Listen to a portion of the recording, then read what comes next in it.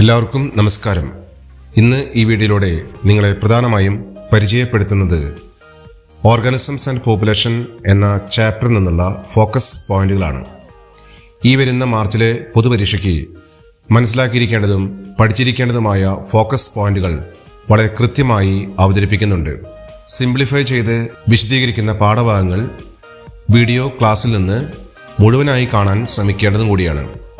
ഇതിലൂടെ ലഭിക്കുന്ന ആത്മവിശ്വാസവും ധൈര്യവും പൊതുപരീക്ഷ അനായാസം നേരിടാൻ നിങ്ങളെ പ്രാപ്തരാക്കുമെന്ന് ഞാൻ ഉറപ്പു നൽകുന്നു.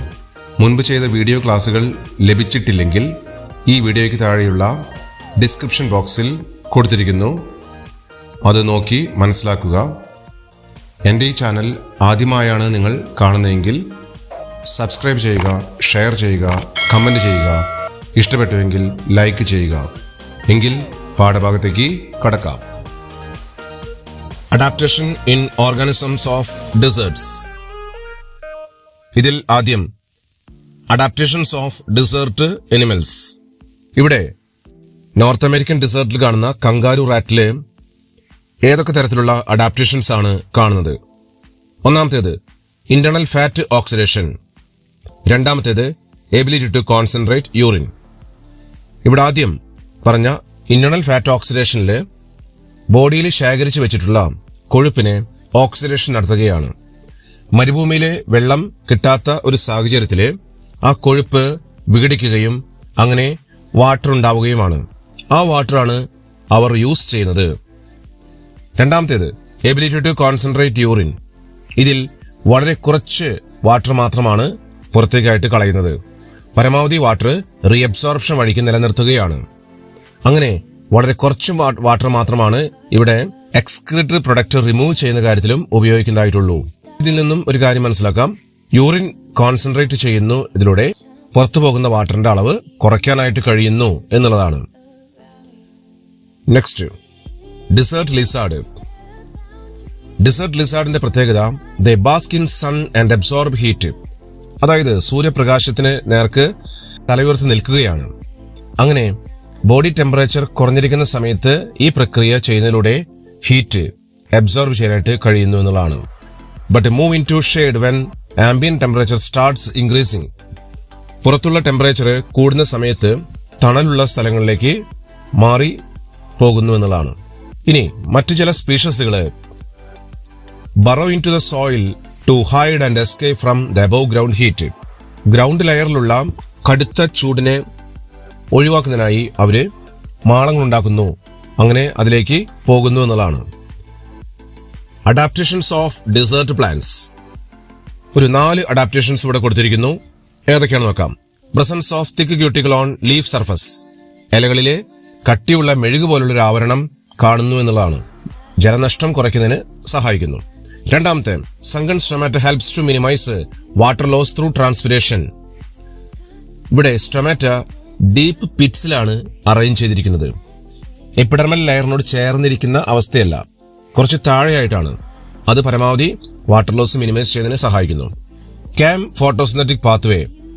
ക്രാസുലേഷൻ ആസിഡ് മെറ്റാബോളിസം ഫോട്ടോസിന്തറ്റിക് പാത്വേയുടെ പ്രത്യേകത ഇത് സക്കുലൻ പ്ലാന്റ്സിലാണ് പൊതുവെ കാണുന്നത്, ഡിസേർട്ട് പ്ലാന്റ്സിലാണ് കാണുന്നത്. ഈ കാം പാത്വേയിലൂടെ സ്റ്റൊമാറ്റ പകൽ സമയത്ത് അടച്ചു വയ്ക്കാനായിട്ട് കഴിയുന്നു. രാത്രി സമയത്ത് മാത്രമാണ് അത് ഓപ്പൺ ചെയ്യുന്നത്. അങ്ങനെ വാട്ടർ ലോസ് കുറയ്ക്കാൻ സാധിക്കുന്നു. Desert plants like Opuntia have no leaves. Desert plants എന്ന് പറയുന്ന ഒപ്പൻഷ പോലുള്ള പ്ലാന്റ്സില് ഇലകളില്ല. പകരം എന്താണ്? ഇലകള് റെഡ്യൂസ് ചെയ്ത് സ്പൈനായിട്ട് മാറിയിരിക്കുന്നു. ഇതിലൂടെ സർഫസ് ഏരിയ കുറയ്ക്കാൻ കഴിയുന്നു. ഇത്തരം പ്ലാന്റ്സിലെ ഫോട്ടോസിന്തസിസ് മുഖ്യമായും നടത്തുന്നത് സ്റ്റെം വഴിക്കാണ്. ഇതാണ് പ്രധാനമായും ഡെസേർട്ട് പ്ലാന്റ്സിന്റെ അഡാപ്റ്റേഷൻസ് ആയിട്ട് കാണുന്നത്. അപ്പൊ ഈ 4 അഡാപ്റ്റേഷൻസ് കൃത്യമായി മനസ്സിലാക്കി വെക്കുക. Next adaptations in organisms of polar regions. എന്തൊക്കെ അഡാപ്റ്റേഷൻസ് ആണ് പോളാർ റീജിയനിൽ കാണുന്ന അനിമൽസിലുള്ളത്? Mammals from cold climate have shorter ears and limbs to reduce heat loss. This is called Allen's rule. പൊതുവെ കൂടുതൽ തണുപ്പുള്ള ഏരിയയിൽ കാണുന്ന ജീവികളില് അവരുടെ ഇയേഴ്സ്, അതുപോലെ ലിംസ്, കൈകാലുകള്, അതുപോലെ തന്നെ ചെവിയെല്ലാം വളരെ ചെറുതായിട്ടിരിക്കുന്നതായിട്ട് കാണാം. ബോഡിയിൽ നിന്ന് നഷ്ടപ്പെടുന്ന ഹീറ്റ് കുറയ്ക്കുന്നതിന് വേണ്ടിയിട്ടുള്ളൊരു അനുകൂലനമാണ്. ഇതിനെ അല്ലൻസ് റൂൾ എന്നാണ് പറയുക. Mammals from colder climate have shorter ears and limbs to reduce heat loss. This is called Allen's rule. ഇനി ഇവിടെ ഒരു അക്വാറ്റിക് മമ്മലിനെ കാണിച്ചിരിക്കുന്നു. They have thick layer of fat below their skin. Blubber എന്നാണ് പറയുന്നത്. ത്വക്കിനടിയിൽ കട്ടിയുള്ള കൊഴുപ്പ് വളരെയധികം കട്ടി പിടിച്ചിരിക്കുകയാണ്. ഇതിലൂടെ അതൊരു ഇൻസുലേറ്റർ ആയിട്ട് ആക്ട് ചെയ്യുകയും ബോഡിയിൽ നഷ്ടപ്പെടുന്ന ഹീറ്റ് കുറയ്ക്കാൻ സഹായിക്കുകയുമാണ്. Adaptations in humans of high altitude. വളരെ ഉയർന്ന പ്രദേശങ്ങളിൽ 5000-10,000 അടി ഉയരങ്ങളിൽ കാണുന്ന, ഹൈ ഓൾട്ടിറ്റ്യൂഡിൽ കാണുന്ന മനുഷ്യർക്ക് എന്തെല്ലാം അഡാപ്റ്റേഷൻസ് ആണുള്ളത്? ഹൈ ഓൾട്ടിറ്റ്യൂഡിൽ ഓൾട്ടിറ്റ്യൂഡ് സിക്നസ് ഫീൽ ചെയ്യുന്നു. Nausea, heart palpitations and fatigue, vomiting tendency ഉണ്ടാവുക, അല്ലെങ്കിൽ ക്ഷീണമുണ്ടാവുക, ഹാർട്ട് സംബന്ധമായിട്ടുള്ള രോഗങ്ങൾ, ഇത്തരം കാര്യങ്ങൾ ഹൈ ഓൾട്ടിറ്റ്യൂഡിൽ എത്തുമ്പോൾ സംഭവിക്കുന്നതാണ്. ഇതിന് കാരണം അറ്റ്മോസ്ഫറിക് പ്രഷർ വളരെ കുറവാണ് എന്നുള്ള അവസ്ഥയാണ്. അതുകൊണ്ട് തന്നെ body doesn't get enough oxygen. ആവശ്യത്തിന് ഓക്സിജൻ കിട്ടാത്ത സാഹചര്യം അതുകൊണ്ട് അവിടെ സൃഷ്ടിക്കപ്പെടുകയാണ്. Gradually we acclimatise the situation and the body compensate low O2 availability by increasing RBC and breathing rate and decrease the oxygen binding capacity of haemoglobin. അങ്ങനെ അവിടെ അക്ലിമറ്റൈസ് ചെയ്യുന്നു, അവിടെ പൊരുത്തപ്പെട്ട് ജീവിക്കാനായിട്ട് തുടങ്ങുന്നു. പ്രധാനമായും ഓക്സിജൻ കുറഞ്ഞിരിക്കുന്ന സാഹചര്യത്തിൽ RBCയുടെ പ്രൊഡക്ഷൻ കൂട്ടുകയാണ്. അതുപോലെ ബ്രീത്തിംഗ് റേറ്റ് ഇൻക്രീസ് ചെയ്യാണ്, ശ്വസന പ്രക്രിയ കൂട്ടുന്നു. മറ്റൊന്ന് decrease the binding capacity of haemoglobin. ഓക്സിജനുമായിട്ട് കമ്പൈൻ ചെയ്യാനുള്ള ആ ഒരു കഴിവ് കുറയ്ക്കുകയാണ്. ഇത്തരം പ്രക്രിയയിലൂടെ ഈ 3 പ്രധാനപ്പെട്ട കാര്യങ്ങളാണ് ഇവിടെ ശ്രദ്ധിക്കേണ്ടത്. ഒന്നാമത്തേത് ഇൻക്രീസ് RBC പ്രൊഡക്ഷൻ, രണ്ടാമത്തേത് ഇൻക്രീസ് ബ്രീത്തിംഗ് റേറ്റ്, മൂന്നാമത്തേത് decrease the binding capacity of haemoglobin. ഇതിലൂടെ ഹൈ ഓൾട്ടിറ്റ്യൂഡിൽ ജീവിക്കാനായിട്ടുള്ള അഡാപ്റ്റേഷൻസ് ഉണ്ടാക്കിയെടുക്കുന്നു എന്നുള്ളതാണ്. Population attributes. ഇതിലാദ്യം age pyramid. It is the structure obtained when age distribution is plotted for the population. വ്യത്യസ്തമായിട്ടുള്ള age ഗ്രൂപ്പുകളെ ഒരു പിരമിഡില് റെപ്രസെന്റ് ചെയ്യുകയാണ്. For human population age pyramids generally show age distribution of males and females in a combined diagram. ഒരു age പിരമിഡില് മെയിൽസും ഫീമെയിൽസും ഉൾപ്പെടുന്നു. വ്യത്യസ്ത age ഗ്രൂപ്പുകളുള്ള മെയിൽസും ഫീമെയിൽസും ഉൾപ്പെടുന്നു എന്നുള്ളതാണ്. പ്രധാനമായും 3 തരത്തിലുള്ള പിരമിഡ്സ് ആണ് ഉള്ളത്. Expanding pyramid, stable pyramid, declining pyramid. ഓരോ പിരമിഡിലെയും ഏജ് ഡിസ്ട്രിബ്യൂഷൻ പ്രധാനമായും pre reproductive, reproductive and post reproductive individuals 3 age ഗ്രൂപ്പുകളെയാണ് ഈ പിരമിഡുകളിൽ ഉൾപ്പെടുത്തിയിട്ടുള്ളത്. ഇതിൽ ആദ്യത്തേത് എക്സ്പാൻഡിംഗ് പിരമിഡ് അല്ലെങ്കിൽ ഗ്രോവിംഗ് പിരമിഡ്. ഇതിൽ maximum number pre reproductive individuals ആണ്. അതാണ് ഇത്തരം പിരമിഡിന്റെ ഒരു പ്രത്യേകത. Stable pyramid. ഇതിൽ പ്രീ റീപ്രൊഡക്റ്റീവും റീപ്രൊഡക്റ്റീവും മോറോർലെസ് ഈക്വൽ ആണ്. ഏകദേശം തുല്യമായിട്ടാണ് ഈ റീപ്രൊഡക്റ്റീവിന്റെയും പ്രീ റീപ്രൊഡക്റ്റീവിന്റെയും ശതമാനമുള്ളത്. അതുപോലെ ഡിക്ലൈനിങ് പോപ്പുലേഷൻ. ഇവിടെ ഒരു പ്രത്യേകത, പ്രീ റീപ്രൊഡക്റ്റീവിന്റെ എണ്ണം വളരെ കുറവാണ്. ഇത്തരം കാര്യങ്ങളാണ് പ്രധാനമായും ഏജ് പിരമിഡുകളെ കുറിച്ച് അറിയാനായിട്ടുള്ളത്. ഇതിന്റെ ചിത്രം വളരെ പ്രധാനപ്പെട്ടതാണ്. ക്വസ്റ്റ്യൻ ചോദിക്കാറുള്ളതാണ്. നന്നായി ശ്രദ്ധിക്കുക. Population density. എന്താണ് population density? It is the number of individuals of a species per unit area or volume. അതായത് ഒരു പ്രത്യേക സ്ഥലത്ത് കാണുന്ന സ്പീഷ്യസുകളുടെ എണ്ണം സ്ക്വയർ മീറ്ററിൽ അല്ലെങ്കിൽ വോള്യത്തിൽ ഉൾപ്പെടുന്ന രീതിയിൽ റെപ്രസെന്റ് ചെയ്യുമ്പോഴാണ് അതിനെ പോപ്പുലേഷൻ ഡെൻസിറ്റി എന്ന് പറയുന്നത്, അല്ലെങ്കിൽ പോപ്പുലേഷൻ സൈസ് എന്ന് പറയുന്നത്. Population density of Siberian cranes at a Bharatpur wetland in any year is less than 10. Siberian cranes colder countries നിന്ന് പറന്നു വരുന്ന ഭാരത്പൂർ വെറ്റ്ലാൻഡിലേക്ക് എത്തുന്ന സൈബീരിയൻ ക്രെയിൻസ് മിക്കവാറും വളരെ കുറവായിട്ടുള്ള നമ്പറാണ് കാണുന്നത്. It is millions for Chlamydomonas in a pond. ഒരു പോണ്ടിലുള്ള ക്ലൈമഡമോണസ് യൂണിസെല്ലാർ ആൽഗകളെ കുറിച്ച് നമ്മൾ നോക്കുകയാണെങ്കിൽ മില്യൺസ് ഓഫ് ക്ലൈമഡമോണാസ് ആണ്. ഒരു പോണ്ടില് ക്ലൈമഡമോണസിന്റെ എണ്ണം വളരെയധികമാണ് എന്ന് ഇതിൽ നിന്ന് മനസ്സിലാക്കാനായിട്ട് കഴിയും. Population size is also measures in percent cover or biomass. Population size or population density കണക്കാക്കുന്ന വേറെ രീതിയാണ് പെർസെന്റ് കവർ ഓർ ബയോമാസ്. ഉദാഹരണത്തിന്, in an area 200 parthenium plants and a huge banyan tree are seen. ഒരു banyan tree, ഒരു ആൽമരം, 200 parthenium പ്ലാന്റ്സും ഇവർ തമ്മിലുള്ള population എങ്ങനെയാണ്, ഇത്തരം പ്ലാന്റ്സിന്റെ പോപ്പുലേഷൻ ഡെൻസിറ്റി എങ്ങനെയാണ് കണക്കാക്കുന്നത്? In such cases measuring percent cover or biomass is a meaningful to show importance of banyan tree. ഒരു large banyan tree ഒരു ഏരിയയിൽ നിൽക്കുന്നു. അതിന്റെ കനോപ്പി സ്ട്രക്ചർ കുറേ ഏരിയയിൽ കവർ ചെയ്യുന്നുണ്ട്. ഇത്രയും ഏരിയയിൽ കവർ ചെയ്യുന്ന ആ ബനിയൻ ട്രീയുടെ പോപ്പുലേഷൻ ഡെൻസിറ്റിയാണ്, പോപ്പുലേഷൻ സൈസാണ് ഇവിടെ പാർത്തീനിയം പ്ലാന്റ്സുമായിട്ട് തട്ടിച്ചു നോക്കുമ്പോൾ, അല്ലെങ്കിൽ പാർത്തീനിയം പ്ലാന്റുമായിട്ട് കമ്പയർ ചെയ്യുമ്പോൾ, താരതമ്യം ചെയ്യുമ്പോൾ കൂടുതലായിട്ട് ഉണ്ട് എന്ന് മനസ്സിലാക്കാനായിട്ട് കഴിയുന്നത്. അപ്പൊ അവിടെ നമ്മൾ number of individuals per unit area എന്നുള്ള കണക്കല്ല എടുക്കുന്നത് എന്നുള്ളതാണ് പ്രത്യേകം ശ്രദ്ധിക്കേണ്ടത്. Total number is a difficult measure for a huge population. In such cases relative population densities used. അപ്പൊ എങ്ങനെയുള്ള സാഹചര്യത്തിലാണ് ഈ പറയുന്ന റിലേറ്റീവ് പോപ്പുലേഷൻ ഡെൻസിറ്റി എടുക്കുന്നത്? Example, the number of fish caught per trap indicates its total population density in the lake. ഒരു വലയിൽ ഉൾപ്പെടാവുന്ന, ഒരു വലയിൽ കൊള്ളുന്ന ഫിഷസുകൾ എത്രയുണ്ട് എന്നുള്ള കാര്യമാണ് ഇവിടെ പ്രധാനമായിട്ടും നോക്കുന്നത്. വല വലിച്ചു കയറ്റുമ്പോൾ അതിൽ ഉൾപ്പെടുന്ന ഫിഷ് ഒരു ഏരിയയിൽ നിന്ന് എത്രത്തോളമുണ്ട്, ആ ഒരു കണക്കാണ് ഇവിടെ പ്രധാനമായിട്ടും ഫിഷസിന്റെ പോപ്പുലേഷൻ ഡെൻസിറ്റി കണക്കാക്കുന്നതിന് വേണ്ടി ഉപയോഗിക്കുന്നത്. In some cases indirect estimation of population sizes is performed. ഇനി ചില കേസുകളിൽ ഇൻഡയറക്റ്റ് ആയിട്ടുള്ള എസ്റ്റിമേഷൻ ആണ് പോപ്പുലേഷൻ സൈസ് കണക്കാക്കുന്നതിന് വേണ്ടി ഉപയോഗിക്കുന്നത്. എവിടെയാണ് എന്ന് നോക്കാം. Example, tiger census in national park and tiger reserves based on pug marks and fecal pellets.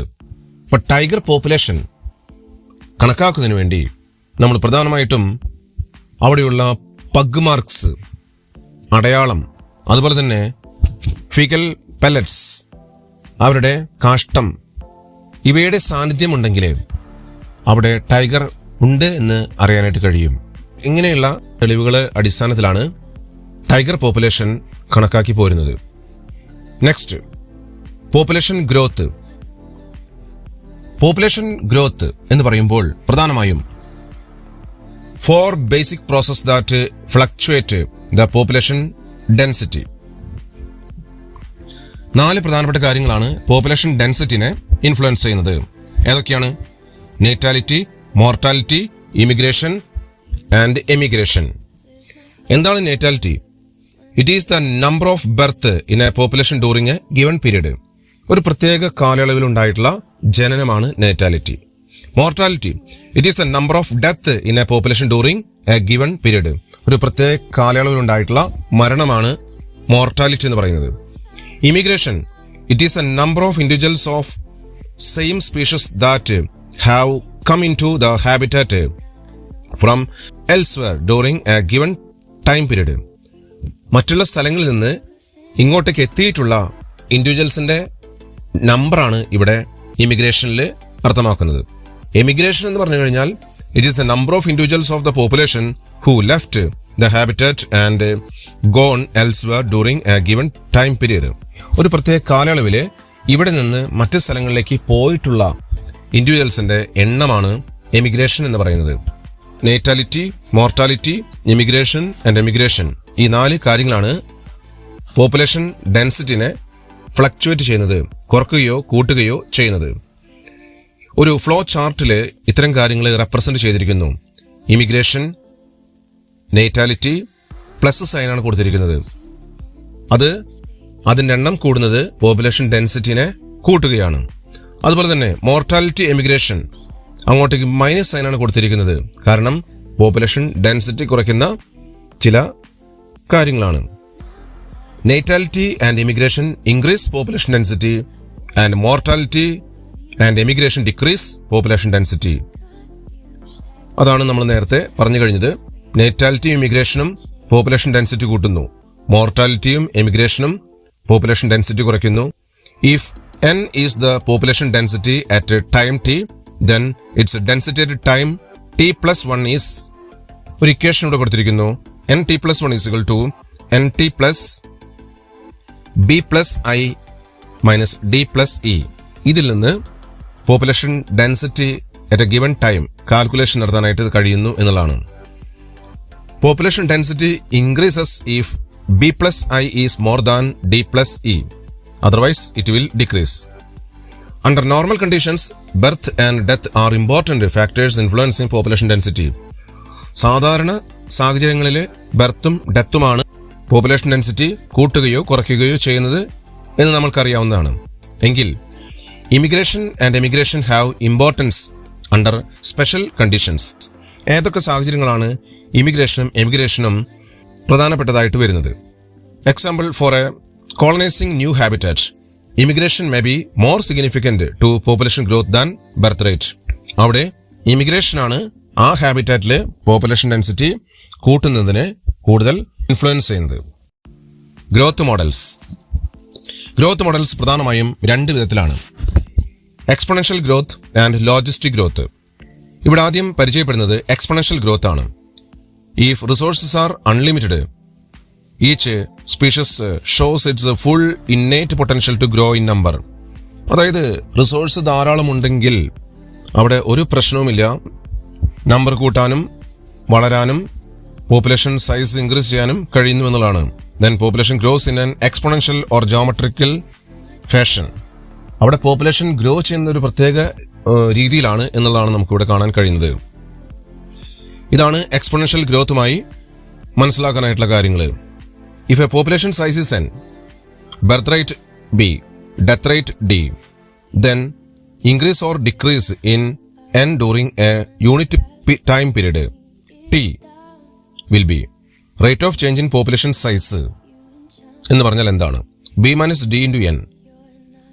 ഇവിടെ b minus d എന്ന് പറഞ്ഞാൽ r ആണ്, intrinsic rate of natural increase. എങ്കിൽ equation dn by dt is equal to rn.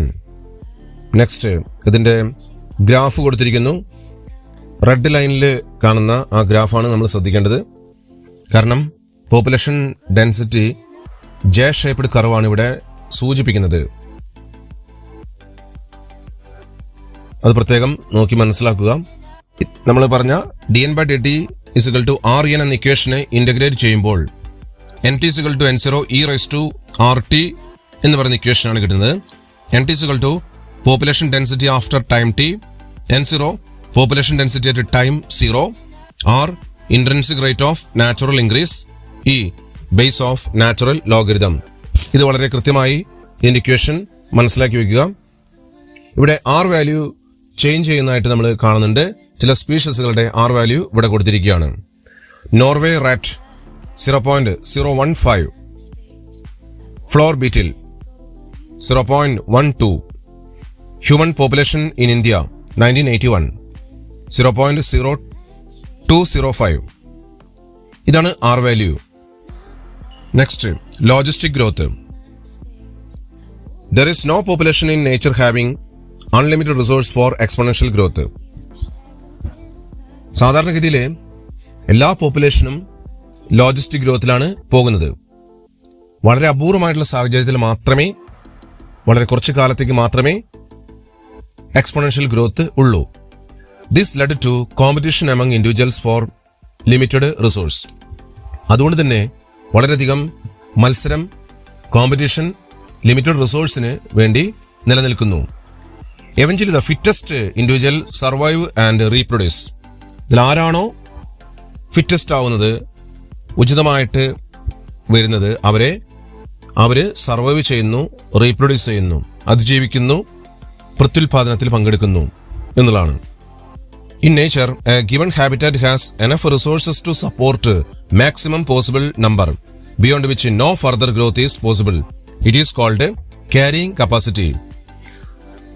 നേച്ചറിൽ ഒരു പ്രത്യേക ഹാബിറ്റാറ്റിൽ അവിടെയുള്ള റിസോഴ്സുകള്, വിഭവങ്ങൾ ഉപയോഗിച്ച് ഒരു പ്രത്യേകമായിട്ടുള്ള പോപ്പുലേഷനെ സപ്പോർട്ട് ചെയ്യാൻ കഴിയുന്നു. അതിലപ്പുറത്തേക്ക് സപ്പോർട്ട് ചെയ്യാനായിട്ട് കഴിയുന്നില്ല. അത്തരം എബിലിറ്റിനെ വിളിക്കുന്ന പേരാണ് ക്യാരിയിങ് കപ്പാസിറ്റി. കെ എന്നാണ് പറയുന്നത്, അത് പ്രത്യേകം ശ്രദ്ധിക്കുക. ഇവിടെ ലോജിസ്റ്റിക് പോപ്പുലേഷൻ ഗ്രോത്തിന്റെ ഗ്രാഫ് കാണിച്ചിരിക്കുന്നു. എസ് ഷേപ്ഡ് കർവാണ് ഇവിടെ, സിഗ്മോയിഡ് കർവാണ് കാണിച്ചിട്ടുള്ളത്. ഈ സിഗ്മോയിഡ് കർവില് പ്രധാനമായും തുടക്കത്തിൽ ലാഗ് ഫേസ്, അതിനുശേഷം phase of acceleration and phase of deceleration. ആക്സലറേഷനും ഡീസലറേഷനും വരുന്ന ഒരു മുഖ്യമായിട്ടുള്ള ഭാഗമാണ് അവിടെ കാണിക്കുന്നത്. And finally an asymptote, growth slow down എന്ന് പറയുന്ന ഒരു ഘട്ടമാണ് അസിംപ്ടോട്ടിലേക്ക് വരുമ്പോൾ.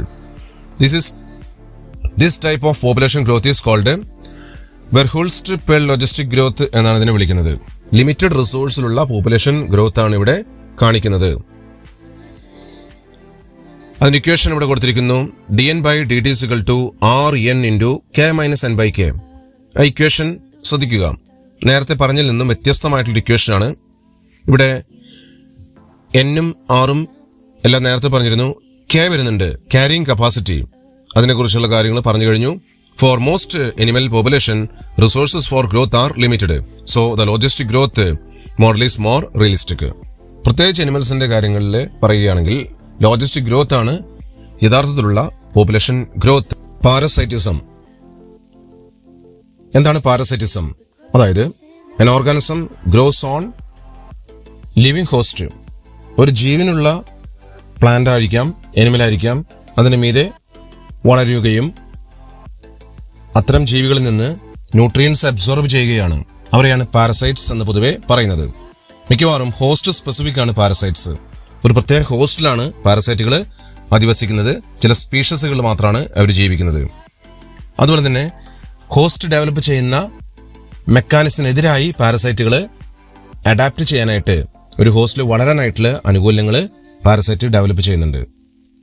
The reduce survival, population density, growth and reproduction of the host. ഒരു ഹോസ്റ്റിനെ അതിജീവിക്കാനുള്ള കഴിവ്, അതുപോലെ തന്നെ പോപ്പുലേഷൻ ഡെൻസിറ്റി, വളർച്ച, ഇതെല്ലാം, അതുപോലെ തന്നെ റീപ്രൊഡക്ഷൻ, ഇതിനൊക്കെ പാരസൈറ്റ് എഫക്ട് ചെയ്യുന്നുണ്ട്. They may make the host physically weak and more vulnerable to predation. ഹോസ്റ്റിനെ ശരിക്കും ദുർബലപ്പെടുത്തുന്ന ഒരു അവസ്ഥയാണ് പാരസൈറ്റിസിൽ നടക്കുന്നത്. Example, human liver fluke depends on 2 intermediate host. Human liver fluke പ്രധാനമായും 2 ഹോസ്റ്റിലായിട്ടാണ് അതിന്റെ ലൈഫ് സൈക്കിൾ പൂർത്തിയാക്കുന്നത്. Snail and fish. Malarial parasite mosquito ഉപയോഗിച്ചിട്ടാണ് ഒരു വ്യക്തിയിൽ നിന്ന് വേറെ വ്യക്തിയിലേക്ക് ഡിസീസ് സ്പ്രെഡ് ചെയ്യുന്നത്, അതിന്റെ ലൈഫ് സൈക്കിൾ പൂർത്തിയാക്കാനായിട്ട് ഉപയോഗിക്കുന്നത്. Next, adaptations of parasites. വളരെ ഇമ്പോർട്ടന്റ് ആയിട്ടുള്ള പാരസൈറ്റ്സിന്റെ അഡാപ്റ്റേഷൻസ് ഏതൊക്കെയാണ്? ഒന്നാമത്തെ, loss of sense organs. Loss of unnecessary sense organs എന്നുള്ളതാണ് കുറച്ചുകൂടി സ്പെസിഫിക് ആയിട്ട് പറയുകയാണെങ്കിൽ. അത്യാവശ്യമില്ലാത്ത സെൻസ് ഓർഗൻസിന് അത് നഷ്ടപ്പെടുത്തുന്നു. Presence of adhesive organs or suckers to cling on to the host. ഒരു ഹോസ്റ്റിൽ അറ്റാച്ച് ചെയ്യുന്നതിനായിട്ട് ചില അനുകൂല്യങ്ങൾ പാരസൈറ്റ് ഡെവലപ്പ് ചെയ്യുന്നുണ്ട്. മൂന്നാമത്തെ കാര്യം, ലോസ് ഓഫ് ഡൈജസ്റ്റീവ് സിസ്റ്റം. ഒരു ഡൈജസ്റ്റീവ് സിസ്റ്റത്തിന്റെ ആവശ്യകത പാരസൈറ്റ്സിന് ഇല്ല എന്നുള്ളതാണ്. ഡൈജസ്റ്റഡ് ആയിട്ടുള്ള മെറ്റീരിയലാണ് പാരസൈറ്റ് അബ്സോർബ് ചെയ്യുന്നത്. നാലാമത്തെ കാര്യം, ഹൈ റീപ്രൊഡക്റ്റീവ് കപ്പാസിറ്റി. വളരെ വേഗത്തിൽ റീപ്രൊഡക്ഷനിലൂടെ പെരുകാനായിട്ടുള്ളൊരു കഴിവ് പാരസൈറ്റ്സിനുണ്ട്. ഇങ്ങനെ 4 കാര്യങ്ങളാണ്: loss of sense organs, presence of adhesive organs or suckers to cling on to the host, loss of digestive system, high reproductive capacity. ഇത്തരം കാര്യങ്ങൾ ശ്രദ്ധിക്കുക. പാരസൈറ്റ്സിനെ 2 തിരിക്കുകയാണ്: ectoparasites and endoparasite. ഇവിടെ ആദ്യം ectoparasite. They feed on external surface of host. ഒരു ഹോസ്റ്റിന് പുറത്ത് കാണുന്ന പാരസൈറ്റ് ആണ് ectoparasite. Lice on human. തലയിൽ കാണുന്ന പാൻ. ടിക്സ് ഓൺ ഡോഗ്, ചെള്ള്. Copepods in marine fishes. Cuscuta plant on hedge plant. Cuscuta plant leafless ആയിട്ടുള്ള പ്ലാന്റ് ആണ് കസ്കുട്ട എന്ന് പറയുന്നത്. അതിങ്ങനെ ചുറ്റി പടർന്ന പോലെ ഇങ്ങനെ കിടക്കുന്നുണ്ടായിരിക്കും. It has no chlorophyll and leaves. അതുകൊണ്ട് തന്നെ it derives nutrition from the host. Full nutrition എന്ന് പറയുന്നത് വാട്ടർ, ഫുഡ്, മിനറൽസ് എല്ലാം ഹോസ്റ്റ് പ്ലാന്റിൽ നിന്നാണ് അബ്സോർബ് ചെയ്യുന്നത്. അതുകൊണ്ട് ടോട്ടൽ സ്റ്റെം പാരസൈറ്റ് എന്ന് കൂടി പറയാറുണ്ട്. Next, endo parasite. എൻഡോ പാരസൈറ്റിന്റെ പ്രത്യേകത, parasites that leave inside the host body at different sites. Parasites ഒരു ഹോസ്റ്റിന്റെ ഉള്ളിലാണ് ഗ്രോ ചെയ്യുന്നത്. പ്രധാനമായിട്ടും ലിവർ, കിഡ്നി, ലങ്സ്, RBC തുടങ്ങിയ പ്രധാനപ്പെട്ട ഏരിയയിലാണ് പാരസൈറ്റ് ഗ്രോ ചെയ്യുന്നത്. The life cycle of endoparasites are more complex. Endo പാരസൈറ്റിന്റെ ലൈഫ് സൈക്കിള് കുറച്ച് സങ്കീർണമാണ് എന്നുള്ളതാണ്. They have simple morphological and anatomical features and high reproductive capacity. അവരുടെ മോർഫോളജിക്കൽ അനാട്ടമിക്കൽ ഫീച്ചേഴ്സ് സിമ്പിൾ ആണ്, എങ്കിലും റീപ്രൊഡക്റ്റീവ് കപ്പാസിറ്റി വളരെ കൂടുതലാണ്. ഇത്തരം ഫീച്ചേഴ്സ് ആണ് എൻഡോ പാരസൈറ്റിൽ കാണാനായിട്ടുള്ളത്. Next, brood parasitism. In this parasitic bird lays egg in nest of the host and lets the host incubate them. Cuckoo and crow examples വളരെ common ആണ്. During evolution eggs of parasitic bird, cuckoo അതാണ് parasitic bird ആയിട്ട് പറയുന്നത്, have evolved to resemble the host egg in size and colour. ഹോസ്റ്റിന്റെ egg പോലെയാണ്, കാക്കയുടെ ഒരു മുട്ട പോലെയാണ്. So the host bird cannot detect and eject the foreign eggs easily. അതുകൊണ്ട് തന്നെ ഹോസ്റ്റ് ബേർഡിന്, ഈ പറയുന്ന ക്രോന് എളുപ്പത്തിൽ എഗ്, അതിന്റെ അല്ലാത്ത എഗ് കണ്ടെത്താനായിട്ട് കഴിയുന്നില്ല. അപ്പൊ ഇത്തരം എക്സാമ്പിൾസ് വളരെ പ്രധാനപ്പെട്ടതാണ്. കൊമൻസാലിസം. കൊമൻസാലിസം എന്ന് പറഞ്ഞാൽ പ്രധാനമായിട്ടും one partner is benefited, other partner is neither benefited nor harmed എന്നുള്ളതാണ്. ഒരു പാർട്ട്ണർക്ക് മാത്രമാണ് ഇവിടെ ഗുണമുള്ളത്, മറ്റൊരു പാർട്ട്ണർക്ക് ഗുണവുമില്ല ദോഷവുമില്ല എന്ന രീതിയിലാണ്. ഉദാഹരണത്തിന്, orchid growing as epiphyte on mango branch. ഒരു മാവിൽ കാണുന്ന ഓർക്കിഡ് ഇതിന് വളരെ ബെസ്റ്റ് എക്സാമ്പിൾ ആണ്. ഓർക്കിഡിന് ബെനിഫിറ്റ് കിട്ടുന്നു, മാംഗോ ട്രീക്ക് ഗുണവുമില്ല ദോഷമില്ലാത്ത അവസ്ഥയാണ്. Barnacle growing on the back of the whale. ഈ വെയിലിന്റെ മീതെ പെറ്റുപിടിച്ചിട്ടുള്ള ബർണാക്കിൾസ്, കക്കുകള്, ഇതിന് ബെസ്റ്റ് എക്സാമ്പിൾ ആണ്. ഇവിടെ കൂടുതൽ ബെനിഫിഷ്യൽ എന്ന് പറയുന്നത് ബർണാക്കിൾസിനാണ്. കാറ്റലഗ്രറ്റ് ആൻഡ് ഗ്രേസിംഗ് കാറ്റിൽ. ഇവിടെ ആ വന്നിരിക്കുന്ന പക്ഷിക്കാണ് കൂടുതൽ ബെനിഫിറ്റ് ഉള്ളത്. ഗ്രേസിംഗ് കാറ്റിലിന് പ്രത്യേകിച്ച് ബെനിഫിറ്റ് ഇല്ല. കന്നുകാലികൾ നടന്നു പോകുമ്പോൾ അവിടെ നിന്ന് പറന്നു വരുന്ന പ്രാണികളാണ് ഇവർക്ക് ഭക്ഷണമായിട്ട് കിട്ടുന്നത്. Next, sea anemone and clown fish. ഇവിടെ ക്ലോൺ ഫിഷിനാണ് benefit. Sea anemone have stinging tentacles, അല്ലെങ്കിൽ സീ അനിമോണിലുള്ള സ്റ്റിങ്ങിങ് ടെന്റാക്കിൾസ് വളരെ പ്രധാനപ്പെട്ടതാണ്. ഇത് പോയ്സൺ പ്രൊഡ്യൂസ് ചെയ്യുന്നതുകൊണ്ട് ക്ലോൺ ഫിഷിന് പ്രൊട്ടക്ഷൻ കൊടുക്കുന്നതിന് വളരെയധികം സഹായിക്കുന്നു. അപ്പോൾ ക്ലോൺ ഫിഷിന് ബെനിഫിറ്റ് കിട്ടുന്നു, സീ അനിമോണിന് പ്രത്യേകിച്ച് ബെനിഫിറ്റ് ഒന്നും ഇല്ലാത്ത അവസ്ഥയാണ്. ഇതാണ് കൊമൻസാലിസം. വളരെ കൃത്യമായി നോക്കി വയ്ക്കുക. നെക്സ്റ്റ്, മ്യൂച്വാലിസം. മ്യൂച്വാലിസിന്റെ പ്രത്യേകത, രണ്ട് എക്സാമ്പിൾസ് വളരെ കോമൺ ആണ്, ലൈക്കനും മൈക്കോറൈസയും. ആൽഗൈ ഫംജ് സിംബയോട്ടിക് അസോസിയേഷനെയാണ് ലൈക്കൻ എന്ന് പറയുന്നത്. അവിടെ ആൽഗ ഫുഡ് ഉണ്ടാക്കുന്നു, ഫംഗസ് ഷെൽട്ടറും വാട്ടർ മിനറൽസ് ഒക്കെ വലിച്ചെടുക്കുന്നതിന് വേണ്ടി ഹെൽപ്പ് ചെയ്യുന്നു. അങ്ങോട്ടും ഇങ്ങോട്ടുള്ള ഒരു ബെനിഫിഷ്യൽ ആയിട്ടുള്ള അസോസിയേഷനാണ് lichen. Next, mycorrhiza, association between fungi and root of higher plants. അവിടെ ഹയർ പ്ലാന്റ്സിന്റെ റൂട്ടില് ചുറ്റി പടർന്നിരിക്കുന്ന ഈ fungal mycelium water minerals absorb ചെയ്യുന്നതിന് പ്ലാന്റിനെ ഹെൽപ്പ് ചെയ്യുന്നു എന്നുള്ളതാണ്. നെക്സ്റ്റ്, കോവല്യൂഷനുമായിട്ട് ബന്ധപ്പെട്ട് fig tree and wasp. Fig species is pollinated only by its partner wasp species and no other species. മിക്കവാറും ഫിഗ് പ്ലാന്റിലെ അതിന്റെ ഫ്ലവറിൽ വാസ്പാണ് പൊളിനേഷൻ നടത്തുന്നത്. പ്രധാനമായിട്ടും കടന്നലാണ് പൊളിനേഷൻ നടത്തുന്നത്. അങ്ങനെ ഫീമെയിൽ വാസ്പ് പൊളിനേഷന് വേണ്ടി ആ ഇൻഫ്ലോറസൻസിലേക്ക് വരുന്നു, ഫ്ലവറിലെ ഓവറി ചേംബറിൽ എഗ് ലേയിങ് നടത്തുന്നു. അങ്ങനെ എഗ് ലേയിങ് നടത്തുക മാത്രമല്ല, അവിടെ ലാർവയ്ക്ക് ഗ്രോ ചെയ്യാനുള്ളൊരു സ്ഥലമായിട്ട് മാറുന്നു. ഇങ്ങനെ ഫീമെയിൽ വാസ്പ് കൊണ്ടുവരുന്ന പൊളൻ ഗ്രെയിൻസ് ഈ ഫിഗ് പ്ലാന്റിലെ പൊളിനേഷൻ നടത്തുകയും അവിടെ പൊളിനേഷനും ഫെർട്ടിലൈസേഷനും ശേഷം സീഡ് സെറ്റിംഗ്, അങ്ങനെ fig offers the wasp some developing seeds as food for wasp larvae. Wasp ലാർവയ്ക്ക് വളരാനായിട്ടുള്ള ഒരു ഫുഡ് കൊടുക്കുക എന്നുള്ളതാണ് ഇവിടെ ഫിഗ് ട്രീ ചെയ്യുന്നത്. വാസ്പ് പൊളിനേഷൻ നടത്തുകയും ചെയ്യുന്നു. അപ്പോൾ വാസ്പ് ലാർവയും അതുപോലെ സീഡും ഒരു സമയം ഇവോൾവ് ചെയ്യുന്നു എന്നുള്ളതാണ് നമ്മൾ ഇതിൽ മനസ്സിലാക്കുന്ന കാര്യം. Next, orchids and bees. Orchids attract the right pollinator insect bees and bumble bees to ensure pollination. ഓർക്കിഡ്സിൽ പ്രധാനമായിട്ടും പൊളിനേഷന് വേണ്ടി വരുന്നത് ബീസും ബംബിൾ ബീസ് ആണ്. Not all orchids offer rewards. എല്ലാ ഓർക്കിഡ്സും പ്രതിഫലം അല്ലെങ്കിൽ റിവാർഡ്സ് കൊടുക്കണമെന്നില്ല. ഇവിടെ one petal of its flower resemble female bee in size, colour and markings. ഇതിന്റെ ഒരു പെറ്റൽ പ്രത്യേകിച്ച് അത് ഫീമെയിൽ ബീയുടെ പോലെ തോന്നുകയാണ്. സൈസില്, കളറില്, മാർക്കിങ്ങില്. അങ്ങനെ ഒരു മെയിൽ ബി വരികയും സ്യൂഡോ കോപ്പുലേഷൻ നടക്കുകയുമാണ്. ആ വരുന്ന സമയത്ത് കൊണ്ടുവരുന്ന പൊളൻ ഗ്രെയിൻസ് ഇതില് ഡസ്റ്റ് ചെയ്യുകയും when this bee pseudocopulates with another flower, it transfers pollen to it. അപ്പോൾ മറ്റുള്ള ഫ്ലവറുകളിലേക്ക് ഇതുപോലെ തന്നെ ഇവിടെ നിന്ന് പറന്നു പോകുമ്പോൾ അവിടെ പൊളിനേഷൻ നടത്തുകയുമാണ്. ഇങ്ങനെ പൊളൻ ട്രാൻസ്ഫർ നടക്കുന്ന ഒരു പ്രക്രിയയാണ് ഇവിടെ നടക്കുന്നത്. ഇവിടെ ഒരു സെക്ഷൽ ഡിസൈറ്റ് നടക്കുന്നുണ്ടെങ്കിലും പൊളൻ ട്രാൻസ്ഫർ പ്രധാനമായിട്ടും ഇമ്പോർട്ടൻ്റ് ആണ്.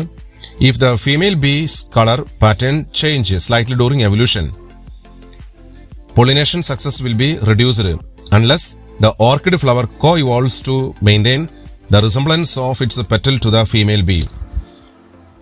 അതായത് പരിണാമത്തിന്റെ സാഹചര്യത്തിൽ അല്ലെങ്കിൽ പരിണാമം ഉണ്ടാകുന്ന സാഹചര്യത്തിൽ ഫീമെയിൽ ബീസിൽ വരുന്ന മാറ്റങ്ങൾ, അങ്ങനെ ഫീമെയിൽ ബീസിൽ മാറ്റങ്ങൾ വരികയാണെങ്കിൽ ഈ പറയുന്ന ഓർക്കിഡ് ഫ്ലവറിലും അതനുസരിച്ചുള്ള മാറ്റങ്ങൾ വരുന്നില്ലെങ്കിൽ, ആ പെറ്റലിലും ഇതനുസരിച്ചുള്ള മാറ്റങ്ങൾ വരുന്നില്ലെങ്കിൽ പൊളിനേഷൻ സക്സസ് അല്ലെങ്കിൽ പൊളിനേഷന്റെ ആ ഒരു പ്രത്യേകതകൾ കുറയാനായിട്ടുള്ളൊരു സാഹചര്യം ഉണ്ട് എന്നുള്ളതാണ് ഇതിൽ നിന്ന് മനസ്സിലാക്കുന്ന മറ്റൊരു കാര്യം. ഇത്രയും കാര്യങ്ങളാണ് ഇതുമായിട്ട് ബന്ധപ്പെട്ട് അറിയാനായിട്ടുള്ളത്.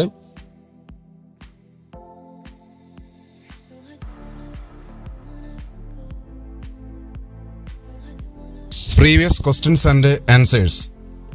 Some type of orchids live on the branches of mango trees. The relationship between mango tree and orchid is an example of. ഇവിടെ 4 ഓപ്ഷൻസ് കൊടുത്തിരിക്കുന്നു. അതിലേറ്റവും best option commensalism. Next, suckerfish and shark live in close association is a classic example of commensalism. What is commensalism?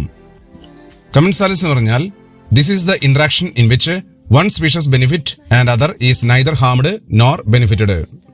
Next, desert plants like opensia are able to grow in extreme conditions. Suggest any 2 adaptations of this plant. Desert plants ന്റെ adaptations കൊടുത്തിരിക്കുന്നു. അത് വ്യക്തമായിട്ട് നോക്കി മനസ്സിലാക്കുക. തിക്ക് ക്യൂട്ടികളും അതുപോലെ സങ്കൺ സ്ട്രൊമാറ്റയും അതുപോലെ തന്നെ camp pathway കാണിക്കുന്ന പ്ലാന്റ്സും ഇങ്ങനെ നിരവധി കാര്യങ്ങൾ പറയുന്നുണ്ട്. അത് പ്രത്യേകം നോക്കി മനസ്സിലാക്കുക.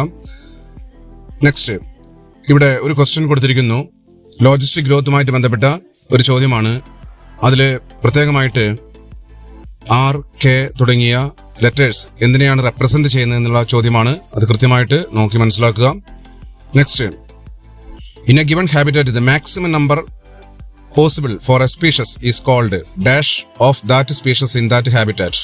ഇതിന്റെ ആൻസർ ക്യാരിങ് കപ്പാസിറ്റി ആണ്.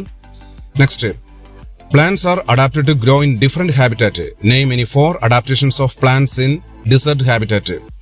Desert plants ന്റെ adaptations കൃത്യമായിട്ട് കൊടുത്തിരിക്കുന്നു. അത് നോക്കി മനസ്സിലാക്കുക. Observe the equation dn by dt is equal to rn into k minus n by k. Which type of growth curve does it represent? Sigmoid curve. What do the following notations represent? n, r, k. n population density, R intrinsic rate of natural increase, K carrying capacity. ഇത് കൃത്യമായിട്ട് മനസ്സിലാക്കുക. ഇവിടെ 3 age പിരമിഡുകൾ കാണിച്ചിരിക്കുന്നു. ഈ age പിരമിഡുകൾ കൃത്യമായിട്ട് നോക്കി മനസ്സിലാക്കണം. അതായത് ഗ്രോയിങ് പിരമിഡ് അല്ലെങ്കിൽ expanding pyramid, stable pyramid, declining pyramid. ഈ പിരമിഡുകളിൽ പ്രീ റീപ്രൊഡക്റ്റീവ് ഇൻഡിവിജ്വൽസിന്റെ എണ്ണം കൂടുതലാണോ കുറവാണോ എന്നുള്ള കാര്യങ്ങൾ പ്രത്യേകം ശ്രദ്ധിക്കുക. Next, scientist Paul Ehrlich and the Peter Raven developed the concept of co-evolution. Give an example for co-evolution. Wasp and fig tree. How did they show mutualistic association? വാസ്പും അതുപോലെ fig പ്ലാന്റും തമ്മിലുള്ള ആ മ്യൂച്വാലിറ്റിക് അസോസിയേഷൻ കൃത്യമായിട്ട് കൊടുത്തിരിക്കുന്നു. അത് നോക്കി മനസ്സിലാക്കണം. Name the mutualistic relationship shown by male bee and Ophrys petal. അവിടെ സ്യൂഡോ കോപ്പുലേഷൻ എന്നാണ് പറയുന്നത്. അതും കൃത്യമായിട്ട് നോക്കുക. ഇവിടെ കൊടുത്തിരിക്കുന്ന ഈ ഗ്രാഫ് ജെ ഷേപ്ഡ് കർവിന്റെയും എസ് ഷേപ്ഡ് കർവിന്റേതുമാണ്, അല്ലെങ്കിൽ എക്സ്പൊണൻഷ്യൽ ഗ്രോത്തിന്റെയും ലോജിസ്റ്റിക് ഗ്രോത്തിന്റെയുമാണ്. അതുമായിട്ട് ബന്ധപ്പെട്ട കാര്യങ്ങൾ കൃത്യമായിട്ട് കൊടുത്തിരിക്കുന്നു. അത് നോക്കി മനസ്സിലാക്കുക. എന്റെ ഈ ചാനൽ ഇത്രയും നേരം കാണുകയും കേൾക്കുകയും കൂടുതൽ കാര്യങ്ങൾ മനസ്സിലാക്കിയെടുക്കാൻ നിങ്ങൾക്ക് കഴിഞ്ഞുവെന്ന് ഞാൻ വിശ്വസിക്കുന്നു. മാർച്ചിലെ പൊതുപരീക്ഷയ്ക്ക് ഒരുങ്ങുന്ന നിങ്ങൾക്കെല്ലാവർക്കും പ്രത്യേകമായിട്ട് പരീക്ഷയിൽ A+ വിജയം ഉണ്ടാകട്ടെ എന്ന് ആശംസിക്കുന്നു. ടെമ്പസ്റ്റ് 2 ഒറിജിനൽ എന്ന ഈ ചാനൽ നിങ്ങൾ സബ്സ്ക്രൈബ് ചെയ്തിട്ടില്ലെങ്കിൽ സബ്സ്ക്രൈബ് ചെയ്യുക. വീഡിയോ എത്രയും പെട്ടെന്ന് മറ്റുള്ളവരിലേക്ക് ഷെയർ ചെയ്യുക. എല്ലാവർക്കും നന്ദി.